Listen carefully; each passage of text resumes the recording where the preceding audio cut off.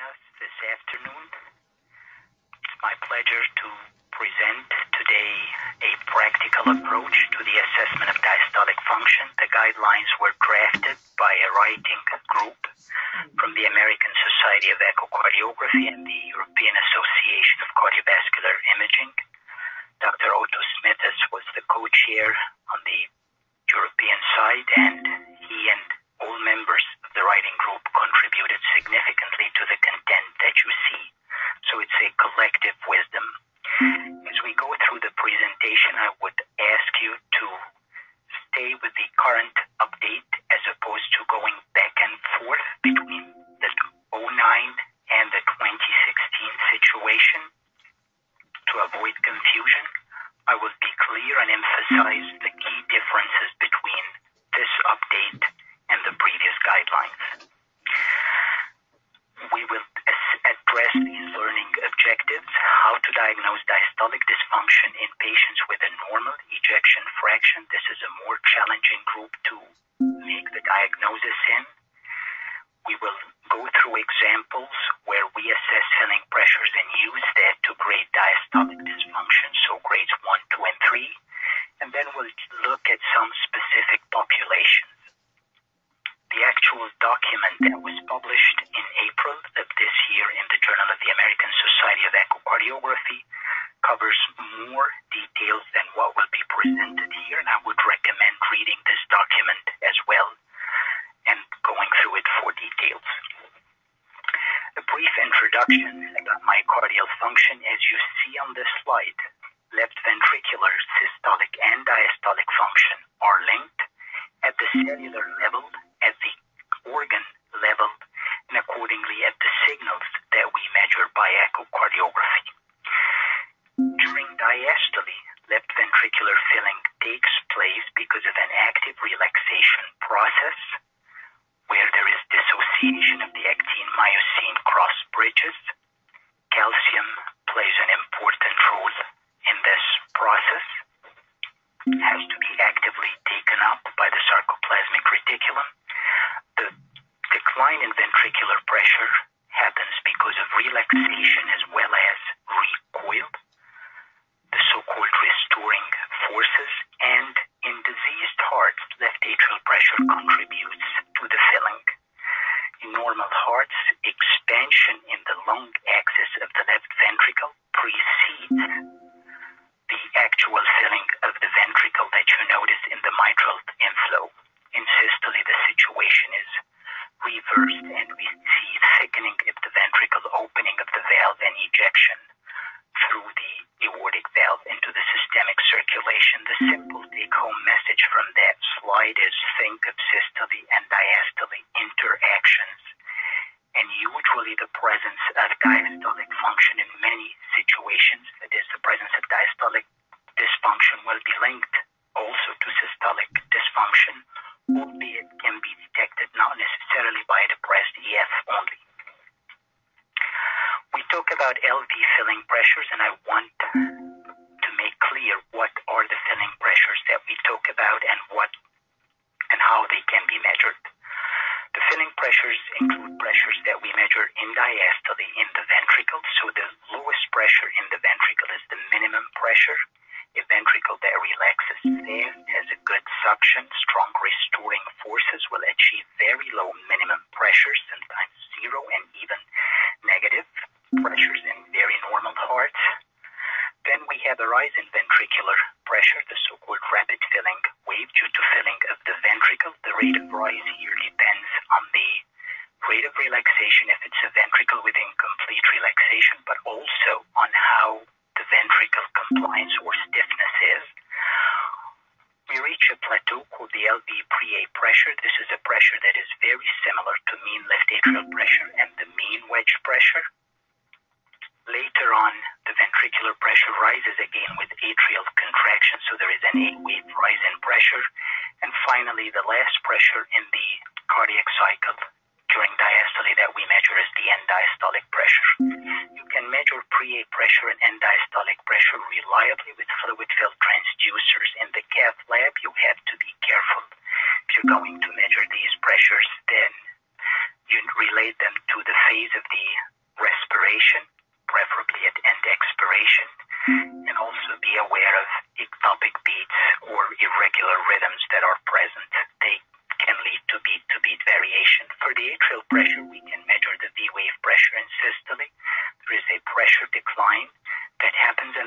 another wave rise with atrial contraction, the A wave pressure. The mean LA pressure, as you see, is lower than both V and A wave pressures. The pressure that determines whether someone gets shortness of breath, for example, or not is usually the mean left atrial pressure and the wedge pressure. So this is the pressure that the writing group sought to determine, though there are correlates with these different pressures that are shown on this slide, and one can draw inferences about them from the different Doppler signals. But for the rest of this presentation, we are concerned about LV pre-A pressure, or mean LAP, or wedge pressure, the mean wedge pressure. As you see in patients with a normal diastolic function, there is a positive pressure gradient between the ventricle and the atrium in early diastole. Predominant filling in early diastole takes place. Then there is an equalization of pressure phase, and then another positive phase late diastole with the A signal. If you're looking at time intervals, we have the isovolumic relaxation time between the aortic valve closure and the mitral valve opening. We can also measure the rate of decline of the mitral peak E velocity. This is the deceleration time. These time intervals are short in normal hearts. The EA ratio is more than 1. For annular velocities, there is the early diastolic recoil velocity, or the E prime, and then in late diastole, the A prime. The A prime signal gives insight into late diastolic events and also into atrial function. In situations with impaired left ventricular relaxation, what happens is a decreased early diastolic transmitral pressure gradient because of a higher LV diastolic pressure in this situation, and still a normal LA pressure. Translated to a lower E compared to A, long isovolumic relaxation time and also a long deceleration time. Early diastolic velocity by tissue Doppler at the mitral annulus is reduced, whereas the late diastolic velocity due to atrial contraction is preserved. With compensation and to maintain forward stroke volume, particularly at faster heart rates, the gradient increases again in early diastole. This time it happens because left atrial pressure goes up, so you have an EA ratio more than 1, shortening of IVRT deceleration time, and still a reduced early diastolic mitral annular velocity, or the E prime. The late diastolic velocity is reduced, and in part it happens because of the increase in late diastolic pressures in the ventricle. A closer look at the ventricular and the atrial pressure curve, you can see that the late diastolic pressure in the ventricle is now higher than the atrial pressure.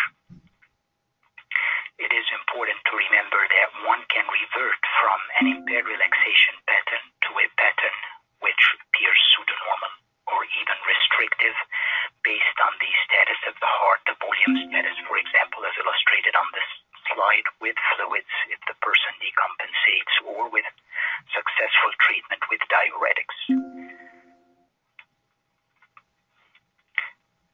Want to point to some key technical issues in using the Doppler signals. One should pay close attention to where the sample volume is located. Signals can look the same as you see on this slide as a general appearance, but the actual value of the velocity will vary. If you look at panel B, we have a location that is in the base of the interventricular septum, the basal segment, that is, it's not at the level of the mitral annulus. In general, as you move from the base to the apex, the velocities will decrease. There is a progressive decrease in velocity with a velocity gradient. If you look at panel C, the recording happened with low gains. If you looked at panel D, whoever acquired the signal in this example increased the filters. As we go up on the filters, determining when a velocity begins is not as clear as you see in this situation. So I want to emphasize technical aspects during acquisition, and also on the side of the whoever is analyzing the study, they have to critique the technical component. A signal that is not a satisfactory signal should not be depended upon in drawing conclusions about diastolic function. The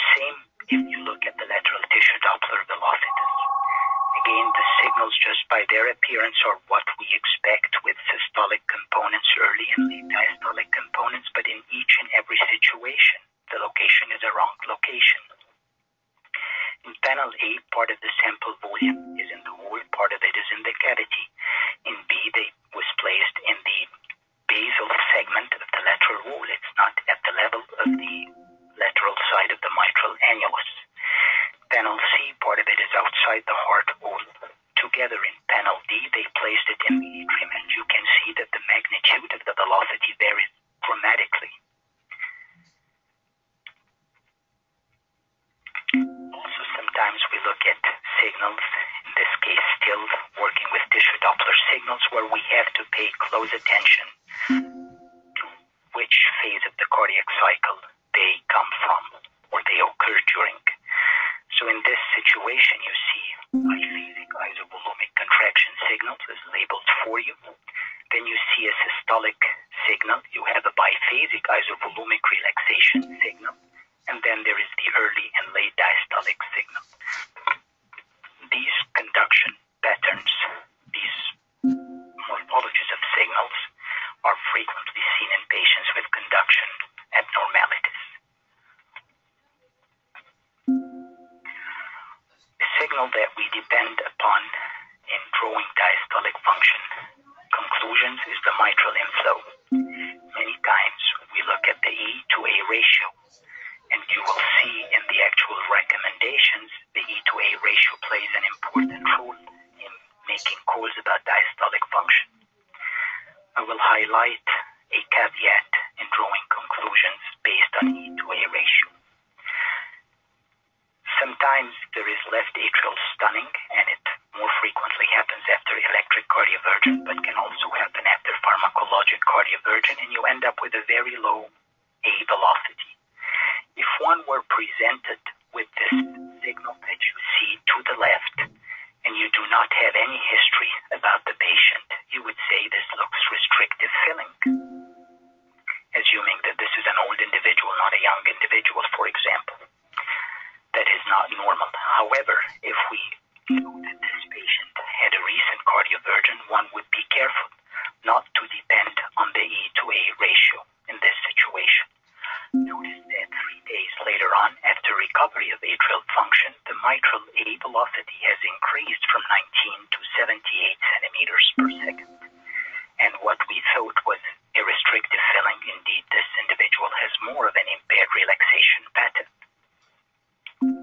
So a point to make here is one has to look at the clinical information of that patient.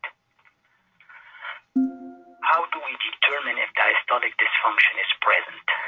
The determination is not solely based on the echocardiographic findings.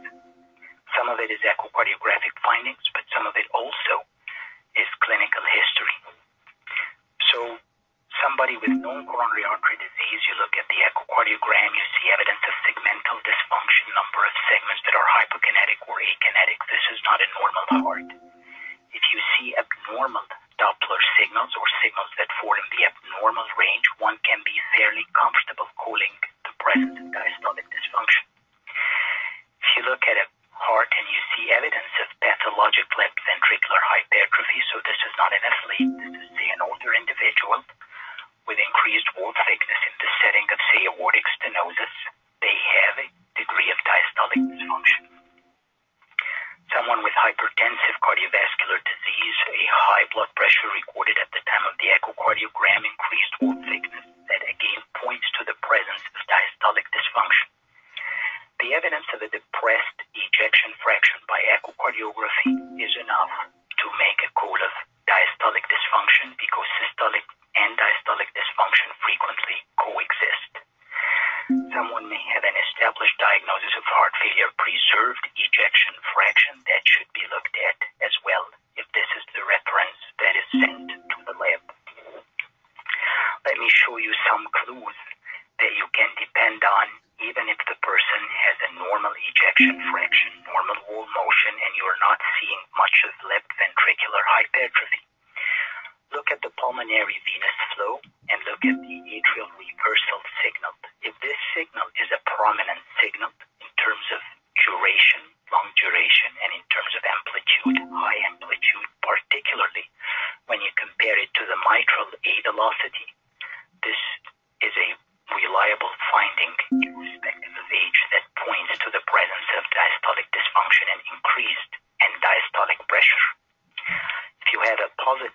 Valsalva maneuver. We'll look at an example of that. So a significant drop in the E to A ratio with Valsalva. This usually is seen in patients with diastolic dysfunction. Normally, the inflow patterns for the left and right ventricle resemble one another. You're seeing a dissociation between them. This is likely happening because of ventricular dysfunction. Again, this dysfunction can be present in the setting of a normal ejection fraction. The presence of an L wave in the mitral inflow pattern also is indicative of diastolic dysfunction. And finally, an abnormal left ventricular longitudinal strain, normally impaired value, that is. Let's look at some examples illustrating these points. So these signals were obtained from someone presented with findings consistent with heart failure preserved ejection fraction. Notice that the atrial reversal velocity in this case is pretty high. It's about 40 centimeters per second, and duration-wise is much longer than the mitral A duration.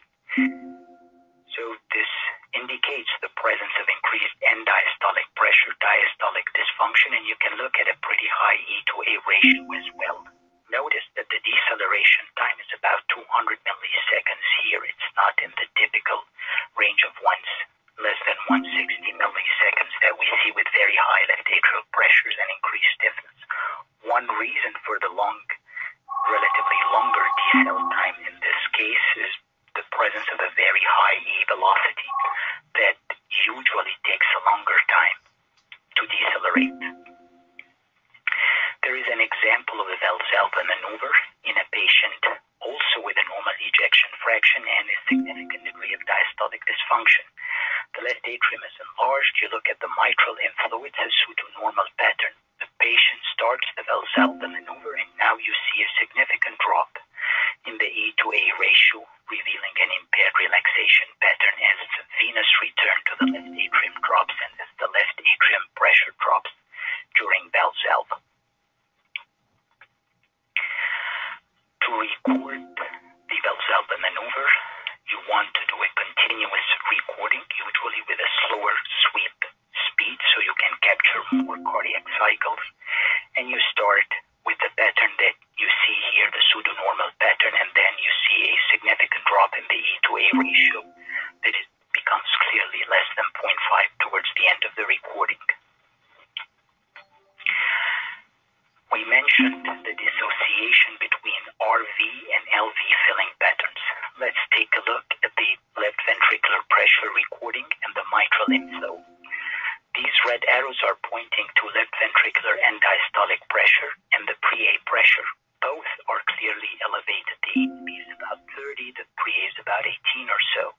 And with that, you see an E that is much higher than the a pattern you expect with high filling pressures. On the other hand, if you look at the tricuspid inflow pattern, and let us look first at the RV pressure recording. If you look at the RV EDP, and if you look at the RV pre-A pressure, these are normal. They are not increased. And accordingly, you see a tricuspid E to A ratio that is much less than 0.5. Since left-sided flows tend to be similar to right-sided flows, if the pressures, that is the RV filling pressures and LV filling pressures are the same, the reason we see a different pattern is because the LV filling pressures are higher in this case. There is the L velocity, and you can notice the L velocity not only in the mitral inflow, but sometimes you also can see it, as you see in the right panel of this figure, in the tissue Doppler signals as well. An L velocity that is significant is usually around 50 centimeters per second, typically occurs in the settings of bradycardia, impaired relaxation, elevated LA pressure. Sometimes normal individuals with lower heart rate can have an L velocity, but in this situation, it does not exceed 20 centimeters per second. There are findings showing an abnormal global longitudinal strain in the apical for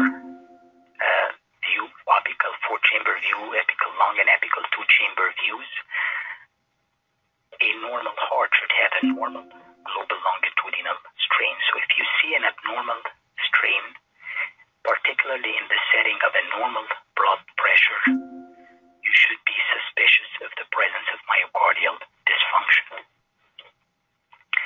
This is a slide from a research study. I'm using it to highlight the profound abnormality that you see in global longitudinal strain in patients with diastolic heart failure or heart failure preserved EF compared to normal finding, compared to a normal individual, where it is about -18 in the normal and -7 in the patient with heart failure preserved EF. There may be other abnormalities that you can elicit, particularly if you record these signals with exercise, but there is not yet a consensus on how to use these signals with exercise to establish a diagnosis or assess response to therapy. This takes us now to the criteria for diagnosis of diastolic dysfunction. I want to emphasize that the starting point is not with these signals. The starting point is with the clinical data that we have gathered already, be it the sonographer at the time of acquisition or the physician looking at the study at the time they're about to engage in the analysis. They have to look at the history, the data that they have seen. They have to go into the findings on 2D exam and look at the other Doppler signals we talked about and we gave examples of in the previous slide. So again, the clues are not simply in these 4 variables. But these 4 variables were selected by the writing group because of their high feasibility and high reproducibility of acquisition. Still, one has to pay attention to details, as you've seen in the examples of the tissue Doppler velocity signals. So here we're looking for an average E to E prime ratio more than 15, abnormally reduced septal early diastolic velocity, mitral annulus early diastolic velocity, or lateral early diastolic velocity, increased TR velocity more than 2.8 meters per second, and LA volume index more than 34 mLs per square meter. Please notice that the chamber quantification guidelines published last year have recognized the 34 milliliters per square meter body surface area as the upper limit of what is called normal. So you should not be looking at a cutoff of 28 mLs per square meter anymore to make the cause of an abnormally enlarged left atrium. How to deal with these signals? If you have 3 or 4 of these available signals abnormal, then the person has diastolic dysfunction. If you have 0 or 1 only positive, then we would settle with a normal diastolic function. If you have 2 positive, 2 negative, then it's an indeterminate situation. Again, these are the signals that you would be looking at if everything else from the other findings we talked about, be it the clinical history, the presence of LV hypertrophy, the ER-A duration, the abnormal strain, the L wave, all of these do not allow you to make a call of diastolic dysfunction. This is an example from a person referred for a murmur. Turned out to have a normal 2D and color Doppler exam. You look at the findings, everything is normal here for mitral inflow, for tissue Doppler velocities, for LA volume, for peak TR velocity. This is a normal diastolic function heart. How to estimate filling pressures? Before we go on to that slide, I want to emphasize one major difference between this 2016 guidelines and the 09. The major difference between these guidelines and those from 2009 is that now we have linked the estimation of filling pressures to the grade of diastolic dysfunction. So if a person ends up being called normal LA pressure, then they have diastolic dysfunction, then they are automatically grade 1. If their filling pressures are elevated, then they are either grade 2 or grade 3. And let us start the slide. So the starting point is looking at the E to A ratio and the peak E velocity.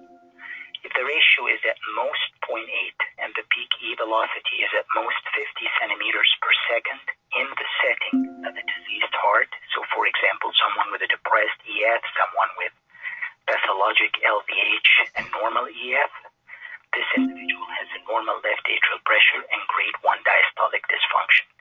Sometimes these patients will complain of dyspnea, but at the time of the echo exam, these are the findings. If you want to elicit their symptoms, it is reasonable to consider a stress echocardiogram to diagnose CAD, which could manifest as exertional dyspnea, or diastolic dysfunction, which can be uncovered by the diastolic stress test. Towards the end of the talk, we will get in some detail about the diastolic stress test. The other extreme in red is if we see someone with known disease who has an E to A ratio of 2 or above. This individual now is grade 3 with increased LAP. What do we do if we end up with intermediate values? This is the middle panel. Here we need to look at 3 criteria and then use the findings from these 3 criteria to make a determination. If you have the 3 criteria are the average E to E prime ratio more than 14 with elevated LAP, a TR velocity more than 2.8 meters per second, and an LA volume index more than 34 mLs per square meter body surface area. If 2 of these 3 or 3 of the 3 are elevated, then this individual has increased LAP and they are grade 2 diastolic dysfunction. If all 3 criteria are negative, that is, these cutoffs are not met, or 2 of the 3 are negative and 1 only is positive, then this individual has a normal LAP and they are assigned grade 1 diastolic dysfunction. What to do if you only have 2 criteria? If you have 2 of these variables present and both are giving you the same signals, both are positive or both are negative, then LAP is either increased when both are positive or is normal, both are negative. What to do if 1 is positive or 1 is negative and the other is negative, or you only have 1 signal? Then it may be most reliable in this situation not to make a call on LAP and diastolic dysfunction grade. I want to draw your attention that it is true that many patients in grade 1 diastolic dysfunction will have an E to A ratio 0.8 or less. However, it is possible to have patients with E to A ratio that is less than and yet elevated filling pressures that many of us have seen and recognized if the other criteria are met. Now, those patients with E to A ratio 0.8 but elevated LAP are assigned grade 2 and not grade 1 diastolic dysfunction. So the grading is not linked to the E to A ratio, it is linked to your goal of LAP. Is it elevated or not? Let's look at this case. This was a 63-year-old male with recurrent dyspnea, symptoms of orthopnea, bilateral ankle swelling, diabetic, hypertensive for more than 10 years, and with chronic kidney disease. So all of the history that is presented so far, one can understand why this patient may have symptoms related to a cardiac etiology and possibly heart failure preserved EF. Let's look at the images now with 2D. You notice the LV volumes appear normal, but the LA and the RA volumes are markedly increased. Ejection fraction is preserved. Always important to look for the presence of regurgitant lesions. There is a mitral regurg that we see here, directed posterolaterally, and there is a trace of aortic regurgitation. The mitral regurg is not a significant enough lesion based on this view, and there were also other views that I've sort of cut from for the sake of time. So mitral inflow and annular velocities should not be affected, in this case by the mitral regurg. And if you look at the E to A ratio, you look at E to E prime ratios, both septal and lateral are pretty high, about 20. Peak TR velocity, 3.6 meters per second. If we were to summarize the findings, and again, Again, I start with clinical data. This is someone with cardiac disease. We were told they have diabetes, hypertension, and chronic kidney disease, and were already having symptoms of pulmonary and systemic congestion. It is true their EA ratio didn't meet the 2 cutoff, but it's more than 0.8, E to E prime more than 20, that exceeds the 14 cutoff. The LA is enlarged, more than 34 mLs, and the peak TR was 3.6. Now I go to the guidelines chart, and I start with the E to A ratio. It is more than 0.8, but less than 2. This directs me to look at the 3 criteria. In this case, all 3 criteria were positive, so 3 of 3 positive. So this person has an elevated LAP and grade 2 diastolic dysfunction. Let's look at another case. This is a 66-year-old woman with a history of previous MI who presented with recurrent episodes of dyspnea, daily activities, has a progressive course, also diabetic hypertension, hyperlipidemia, but no history of pulmonary disease. That's an important item to remember. If we look at the parasternal lung axis view in this case, the infralateral wall mid-segment has abnormalities. There is some thickening calcification in the aortic valve, but it's opening fine. There are the apical 4-chamber and 2-chamber views. The patient has segmental wall motion abnormalities. The anterior wall looks normal, but there are clearly abnormalities at the inferior wall and the inferior septum. The left atrium is enlarged in size. We go next to the Doppler signals in this case. So there is the E to A ratio. Looks restrictive, and if we look at the pulmonary venous flow, most of the flow is happening in diastole, and this is clearly abnormal in someone with systolic dysfunction, as we see in this patient. So if I were to summarize the findings in the case, there is clinical data consistent with cardiac disease. LVEF is depressed. We had a restrictive filling pattern, pulmonary vein F ratio less than 1, and a big left atrium. If we go to the algorithm chart, we started with an E to A ratio more than 2 that automatically takes us to an increased LAP and grade 3 diastolic dysfunction. This is the actual pressure recording from the patient, and he had a mean wedge pressure of 22 millimeters of mercury. So at this time, I want to have our first polling question. Which finding is consistent with a normal mean left atrial pressure in patients with left ventricular systolic dysfunction? EA ratio 2, LA maximum volume index 46 mLs per square meter, pulmonary vein SD ratio 0.3, septal E to E prime ratio 18, peak TR velocity of 2.5 meters per second. The majority, 64%, got the right answer. It's the TR of more than 2.5 meters per second. All the other findings are consistent with elevated, not a normal, mean left atrial pressure in someone with systolic dysfunction.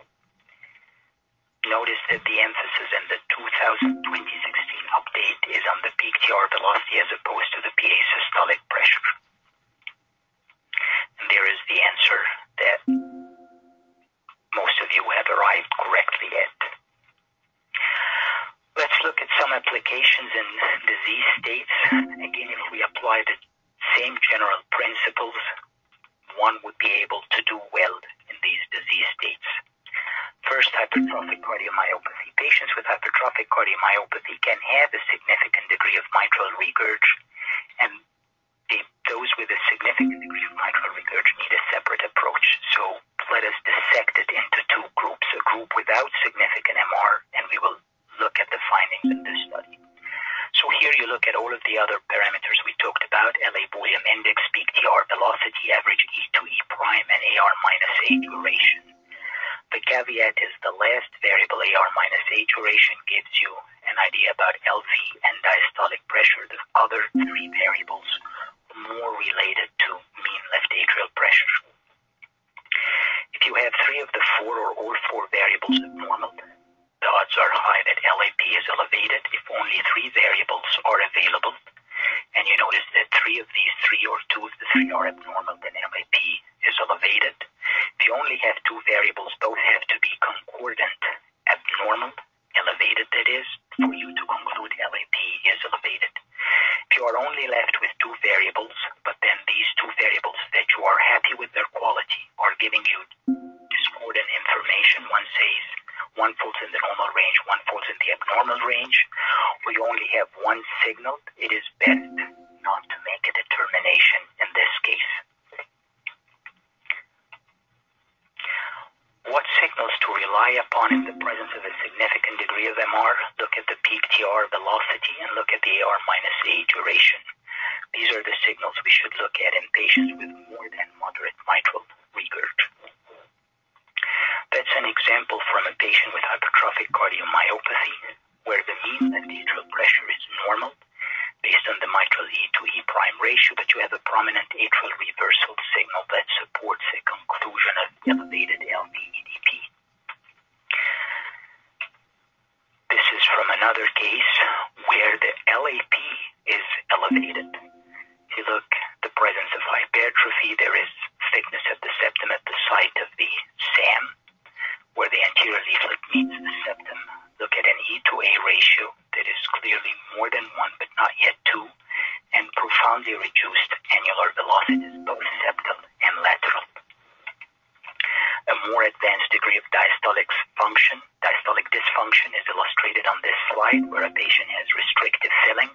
Notice the L wave with pointed to by the arrow and very low mitral annular velocities. Restrictive filling in a patient with hypertrophic cardiomyopathy is a good predictor of adverse outcomes. Usually the adverse outcomes is hospitalizations related to heart failure. How about other disease states where diastolic dysfunction comes into play? These two diseases, pericardial constriction and restrictive cardiomyopathy, often one is presented with a situation where you need to distinguish one from the other. The slide illustrates typical findings in someone with restrictive cardiomyopathy due to cardiac amyloidosis. You see here is a restrictive LV filling pattern, severely reduced septal and lateral early diastolic velocities. Notice that the lateral, even though reduced, is still higher than the septal early diastolic velocity. That's an important finding. And if you look at the polar map here, you can see that while the strain is abnormal in several areas, it is most preserved, least perturbed in the apex of the ventricle. This apical sparing pattern has been described with cardiac amyloidosis. That's an algorithm that you see on the slide for evaluating patients with possible constriction. It was adopted and validated by the Mayo Clinic group. It starts with the mitral E to A ratio and looks at the inferior vena cava, be it dilated or not. If you do not have an EA ratio more than 0.8 and a dilated inferior vena cava, constriction and restriction are less likely. If you see an abnormal septal motion with respiration, so a septal bounce, this is highly suggestive of constriction, and then you want to go to the next step of looking at annular velocities at the septal side or the medial E prime. If it is more than 8, that is consistent with constriction. If it is less than 6, it is consistent with restriction. Between 6 and 8, it's a mixed constriction-restriction disease. Restrictive cardiomyopathy at that stage with profoundly reduced septal velocities typically will have findings with restrictive filling with a decel time less than 150 milliseconds and IVRT less than 50 milliseconds, predominant filling in diastole, not in systole, so the proportion of atrial filling during systole is less than 40% and E to E prime ratio more than 15 and enlarged left atrium as you see. In patients with constriction, unlike patients with restriction, the lateral velocity is usually lower than the septal velocity, a condition referred to as annulus reversus. If you've seen this, then this is most likely constriction. You can also look at hepatic venous flow, and if the end diastolic velocity increases or appears higher with expiration compared to inspiration, a ratio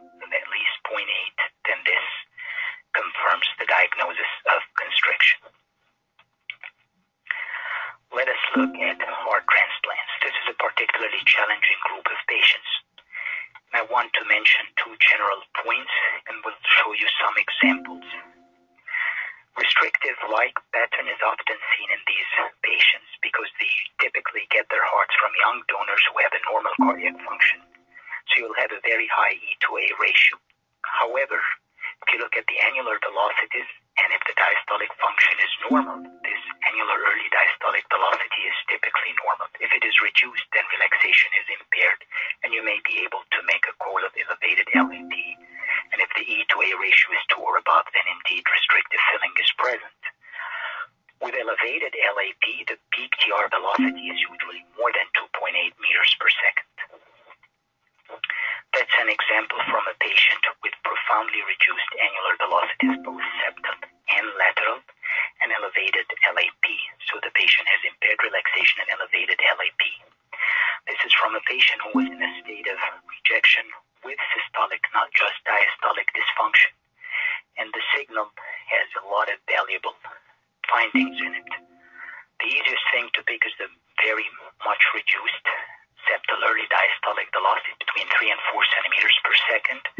But if you look at the mitral inflow at the level of the tips, and you notice when it ends before the QRS. That's an indicator that the late diastolic pressures in the ventricle are elevated. Also, if you look at these arrows, they are pointing to diastolic mitral regurgitation, which also is seen in the setting of increased late diastolic pressures. So when you look at the Doppler signals, do not just look at the variables I presented to you earlier on and noted in the algorithm, but also look at the duration of diastolic filling. Is there diastolic MR or not? What is happening with the late diastolic velocity, and so on. Atrial fibrillation. Some general rules are noted on this slide. A decel time that is 160 milliseconds or less is expected in patients with depressed ejection fraction and elevated LAP. Whether EF is normal or depressed, and increased peak TR velocity in the absence of pulmonary disease, more than 2.8 meters per second, is supportive of the conclusion of elevated LAP. It is possible to look at other parameters as isopulmic relaxation time being short, a fast acceleration, a fast increase in the diastolic filling velocity of the left ventricle, a short decel time of the pulmonary vein diastolic velocity, an increased septal E to E prime ratio, about 11 or so.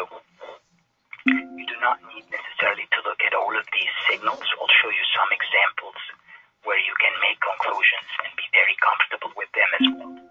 The last point on the slide I want to highlight is reduced beat-to-beat variability. When patients have a high left atrial pressure, variation in the RR interval and thus the diastolic filling interval affects less the left atrial pressure. So if you see little change in velocity beat to beat, to show this you want to use a slower sweep speed. That also supports increased LAP. That's an example from a patient with atrial fibrillation and increased LAP. Look at the peak TR velocity, it's 3.2. The arrow here is pointing to an L wave that you have seen. Sometimes you see this in atrial fibrillation also, not just in sinus rhythm. Look at the annular velocities, they are very much reduced. You do not need really to do much of any calculations in this case as far as E to E prime ratio, because the peak is about a 1, and here we're looking at best of 5, so we've already exceeded the cutoff, at least on the septal side. Is there a potential for looking at novel indices? I'm mentioning these because you will see future research looking at these indices. There has already been several studies published about them. They are not yet recommended for day-to-day applications, but they hold promise, and therefore I will show a couple of slides on them. You can look at the strain rate that you can acquire with speckle tracking in early and late diastole as well as in systole. It is the early diastolic strain rate signal that has garnered more attention, and typically it's reduced in patients with diastolic dysfunction. And several investigators have looked at combining it with the mitral E velocity to arrive at conclusions of LAP. Left atrial strain is also a very important signal to look at.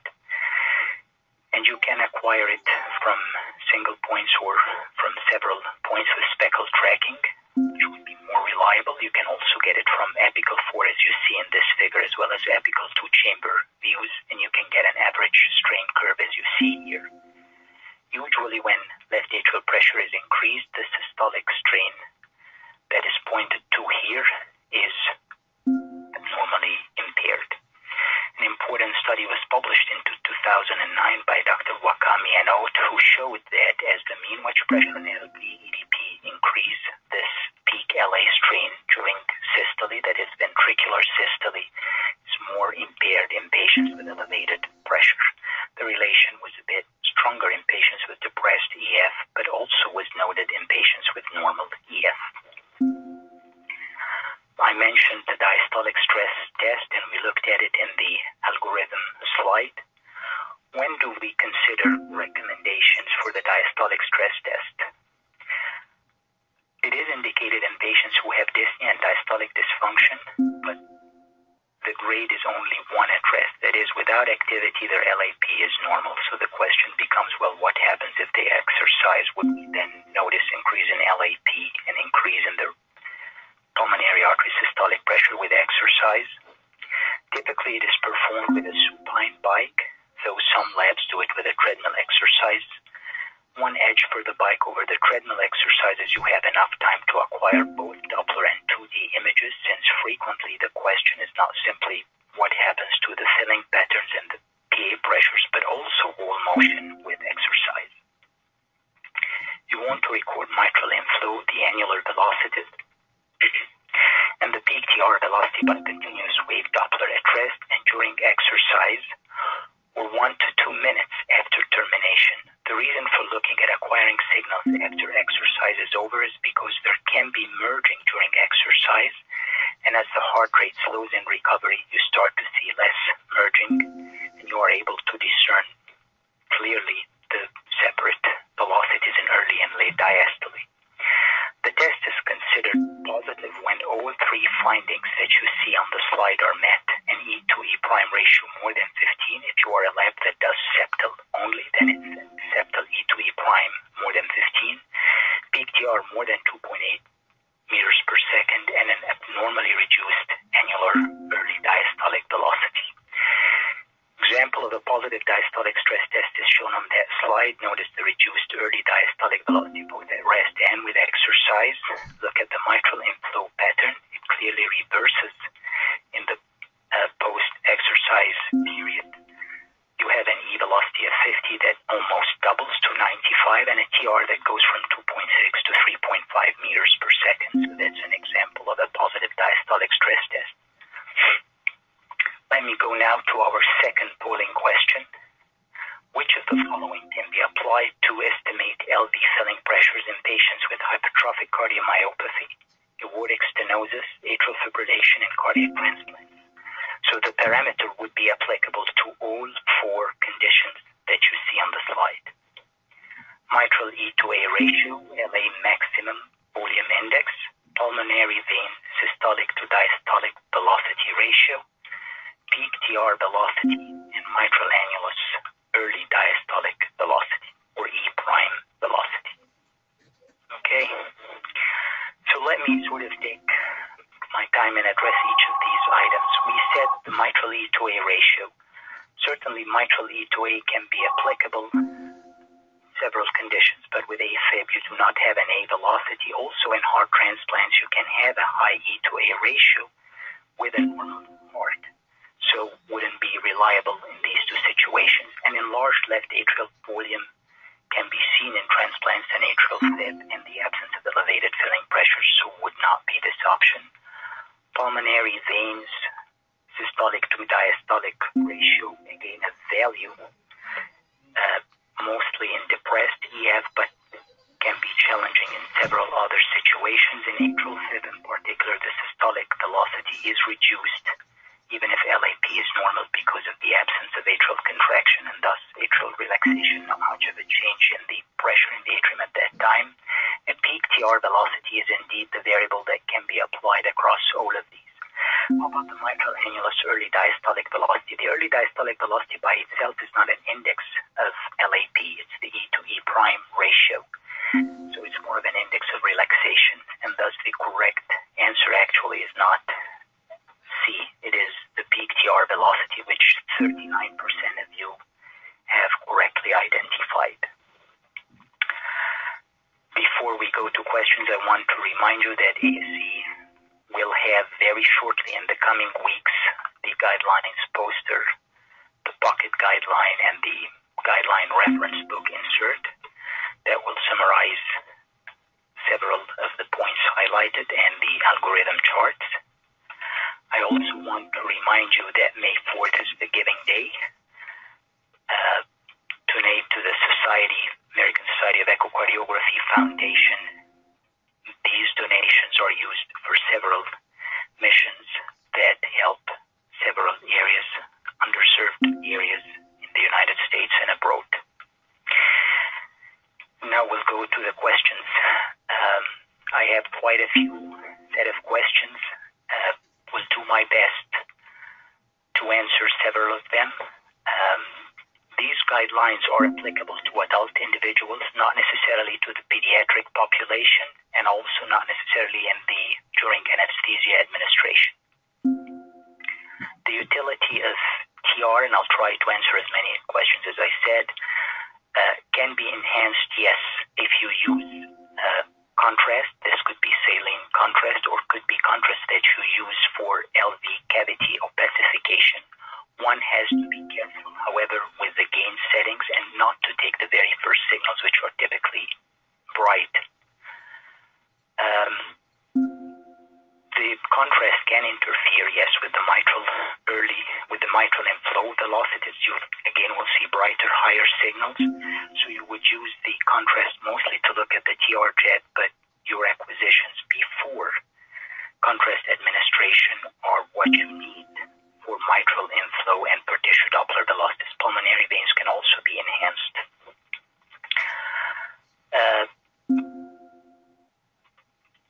The question of using dobutamine to assess diastolic function in dobutamine stress test, there is not really much of data there, and the recommendations is not to use dobutamine for that objective. More reliable if you use exercise. Patients with a high left atrial pressure, there is a question about peak TR velocity, how it is related to diastolic function. Patients with a high left atrial pressure typically will have secondary pulmonary hypertension and thus increased pulmonary artery pressures. So it's an indirect evidence that left atrial pressure is increased. In patients with a question about mitral annular calcification, is E' accurate? And do we check medial and lateral? I do not recommend using annular velocities in patients with a significant degree of mitral annular calcification. To have a good feel of mitral annular calcification, you need a good short axis that shows you is the calcification, not just how intense it is at one location, but how much of the circumference is involved. So do not use annular velocities for MAC, significant MAC. There is a question about variables to apply in patients with severe pulmonary hypertension, and is it possible to make conclusions about diastolic dysfunction in patients with severe pulmonary hypertension? So in general, for patients who have a significant degree of pulmonary hypertension that is related to a pulmonary parenchymal or a pulmonary vascular disease, the mitral inflow pattern that you expect is a reduced E to A ratio and a normal LA volume.